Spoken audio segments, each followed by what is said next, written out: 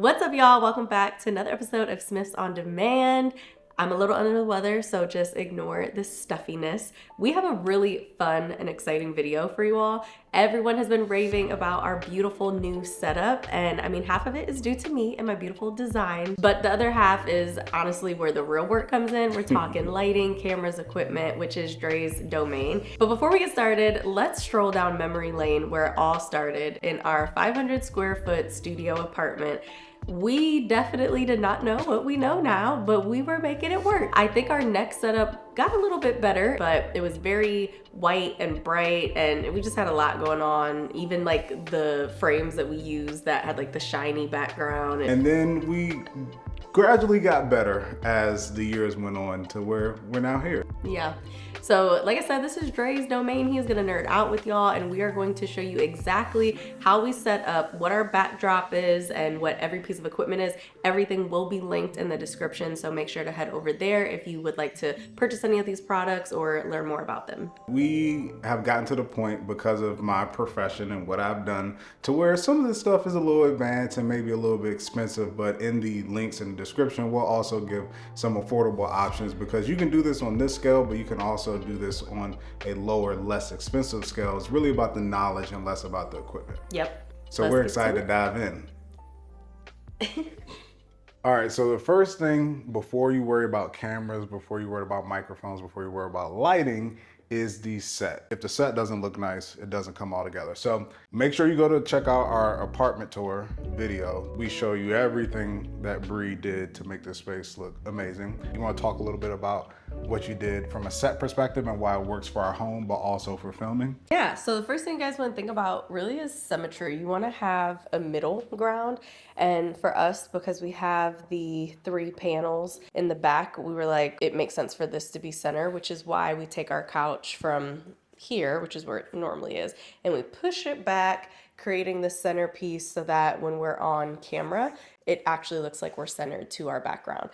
Okay, so the second part of our setup, which is one of the most important things, because you learn when you start YouTube videos that people can stand bad video, but when it comes to bad audio, they cannot stand it and they'll turn off your video ASAP. So here we do more of a shotgun setup. This is the NT-G4 Plus from Rode.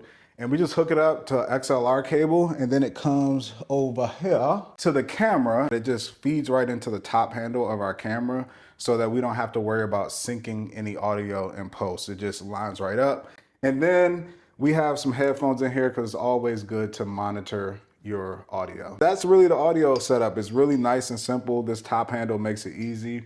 And yeah. You just have to make sure that this isn't in the frame. So we hook it up to our TV in front of us, and this is how, when Jerry's setting it up, he's making sure like the lights and the mic isn't actually in the frame, and he is using the actual headphones to check the audio before we start recording. That's what that was for. So we have this light. It's the Amaran 100D. The light is important because you have the strength of the light and the colors of the light and all that. So this is a lantern softbox, but there are so many different types of softboxes. And the reason that this is important is because you don't want harsh light on your skin and on your face. We use this to make the light soft.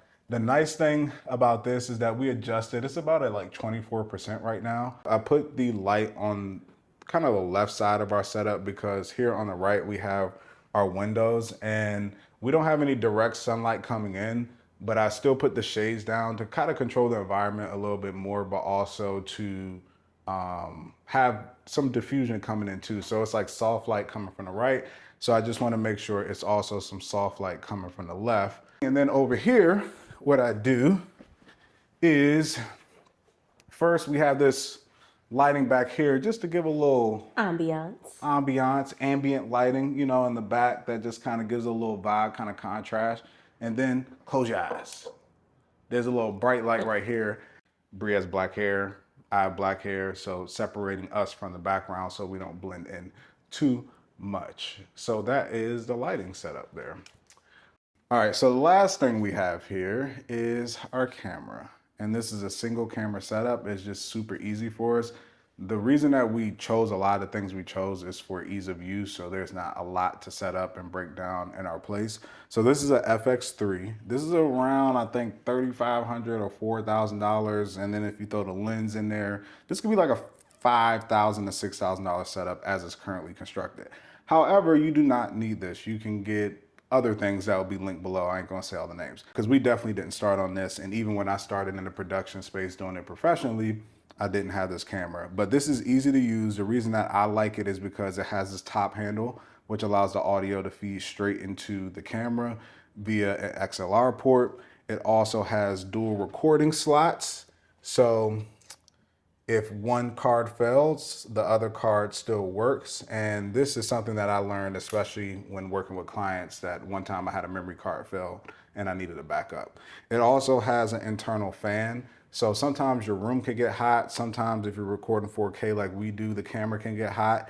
And I've had a camera turn off because it overheated after recording for like 30 minutes. So I wanted to make sure that I had a camera that didn't fail for any reason, especially because there's nobody behind the camera watching it or monitoring it. It's just Breanna and I in front of the camera. So love this camera, 4K full frame Sony camera. And then this lens I have is a 50 millimeter 1.4. Basically, when you're looking at your lens, you want a low aperture. So like f1.4, f1.2, f1.8, and that will get you that nice like blur in the background. We just put an ND filter on it. What's a filter? The ND filter? Yeah. It says right here. Like this thing comes off? Yeah. Oh. So look at the screen. Okay, hold on. Ooh.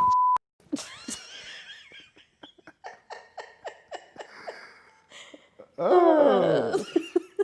So I twist the filter, So this allows me to not have to change the settings in the camera, but still be able to adjust the lighting of it. That's cool. But I love, as much as I can, to have like a cordless setup. So I have this battery on here from Small Rig. Depending if you're shooting like HD, it can give you like 13 hours worth of battery life. I love this because I don't have to worry about hooking this up to any power source or trying to exchange or change batteries while we're filming multiple episodes. One of the cool things I like about this camera too is that it lights up red when you're recording, so you can see even from the front, like, oh, we're recording. It lights up red in a lot of different areas. So you don't ever have to have those moments where you thought you were recording, but you weren't. I make sure that before I sit down that this is highlighted on breathe for focus, but I always do manual focus so that it's not like focus breathing as we're recording. And Bree sits there as beautiful as she is, and I set the focus, and then I go sit down and we record the show. For our monitoring part, you could have a screen that you put on top. You could have a screen that you sit on the right. But we have this big TV right here. So I just hook up HDMI to the TV so that we can see ourselves while we're recording our video. So it's that cord right there? Yep, this HDMI cord connects right to the television from the camera, and that's also one of the reasons I like the FX3 or the FX30 or the FX2 is that it has that regular size HDMI cord kind of input. So I just use that and connect it to the TV. And lastly, I don't want to forget what we filmed on today, and that is our camera that we use for vlogs, walkthrough videos, is the DJI Pocket 3. It comes with a mic, a wireless mic from DJI, but we also like to buy these mic minis because it just kind of clips as a magnet on your shirt. All these things, including this camera that we're filming on now, will be in the links in the description. And make sure to like, subscribe, and comment, and do all those things that are free to you but mean a lot to us to see more videos like this. Now time for real recording. Peace. See y'all.